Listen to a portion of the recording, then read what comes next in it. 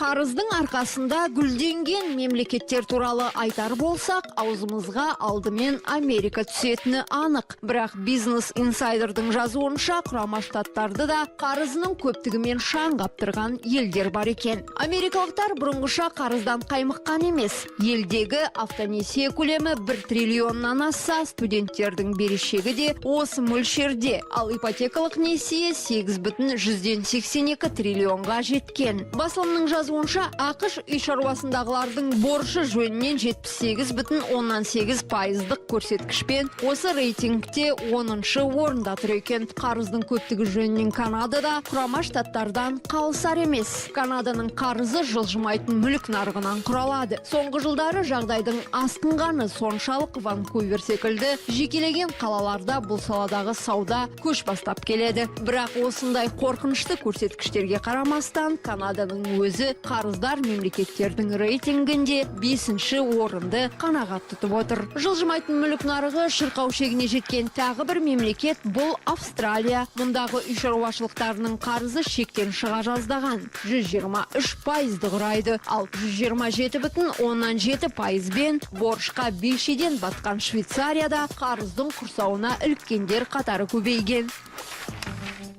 Жігітке жету өнерде аз. Президенттікке сайланғанға дейін Дональд Трамп 20-дан астам киноға түсіп, өзін-өзі ойнаған екен. Шведтің Dagens Nyheter басылымының тілшісі Гретта Турфел оның фильмдеріне шолу жасап қайтуында да Трамптың билікке келетіні айтылғанын анықтапты. Мәселен, 1989 жылы түсірілген «Болашаққа кері оралу» фильмінде бас кейіпкер Биф Танненнің қарсыласы жас кезінде байып қалу үшін өткен шаққа қайта оралады. Бәрі де ойдағыдай, енді ол ақштағы ең бай әрі ықпалды адамдардың бірі. Оның тіпті жеке ойынханасы да бар. Бұл аздай Республикашылдар партиясын қаржыландырып, билікке ұмтылып келеді деп жазады тілші. Ал сценарий авторы Боб Гейл біраздан соң осы образға Дональд Трампты таңдап алғанын мойындады. Ал Орсон Уэллстің 1941 жылғы тырнақ алды туындысындағы Чарльз Фостер кейінде Американың қазіргі президентінен аумайды. Байып кетпесе жақсы адам болар еді деп сипатталатын бас кейіпкердің іс-әрекеттері де Трампқа ұқсайды. Өйткені олардың екеуі де әке-шешесінің ақшасына өздерінің бизнес империясын құрып, Флоридадан зәулім сарай салғызған.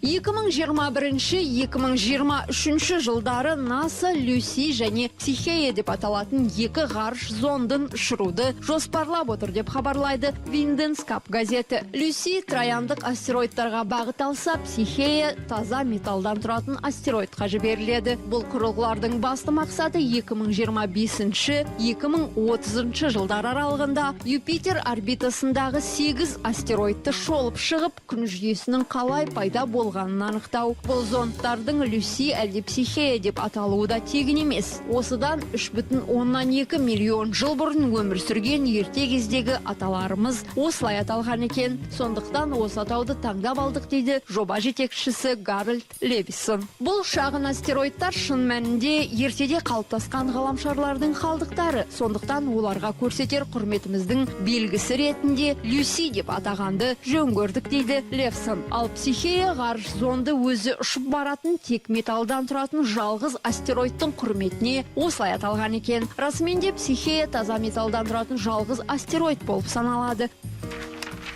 Британдық оқушы Мухаммед Али сатылар тауарларды тиімді бағамен және құнды кеңестерімен қоса ұсынатын сайт жасап шығарды. The Sun ресурсының жазуынша, оқушыға бұл жобаны жасап шығару үшін оның 60 жастағы әріптесі Крис Торп көмектескен көрінеді. Ал жасөспірімнің өзі бұл стартап туралы егжей-тегжейлі айтудан тартынып отыр. Бірақ ол өзінің жобасына әлемде тең келер стартап жоқтығына сенімді. Лондоннан келген инвесторлар менімен 2016 жылдың желтоқсан айында кездесті. Олар мәліметтерді басқару ісімен айналысады. Сондықтан менің сайтты өзім жасап шыққаныма сенбейтінін білдірді. Бірақ Әли инвесторлардың ұсынысынан бас тартыпты. Ол бұл жоба қазір 5 миллион фунтқа бағаланса, болашақта бұдан әлде қайда қымбат тұратынын айтады.